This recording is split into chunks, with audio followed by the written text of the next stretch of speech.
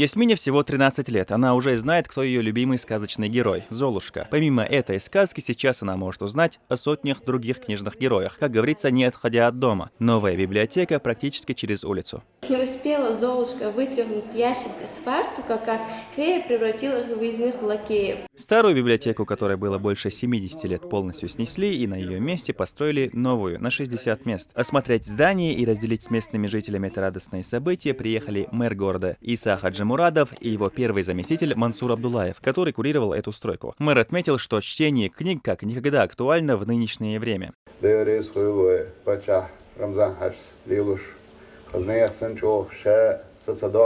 Hermahta beškas bešta ovšui sundēloja hordina ist atkritische kedegde nahan sadik pohpa что динахаз каймишпокой. Her проект юлучка на со шумаха мэр бобеш вол духанят халх вол мэр города Закриев Яков Изагинц, руководитель администрации главы и правительства Чеченской Республики УЛ. Her проекта конечно голала хинц дающий что даюлин проектчу.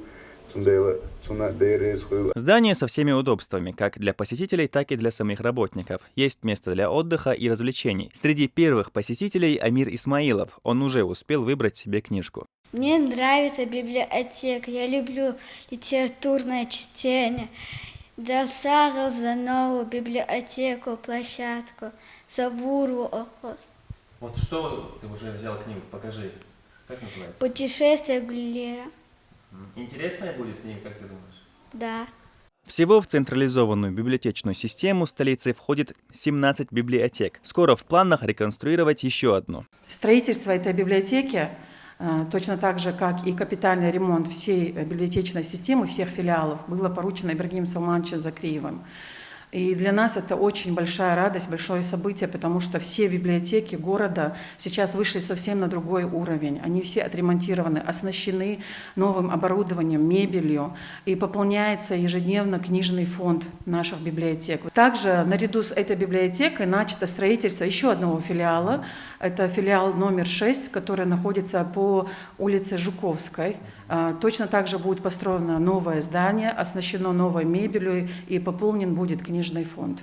Фонд этой библиотеки состоит из 9000 книг самых разных жанров. Вокруг появились цветочные клумбы, ну а в дворе построена яркая детская площадка.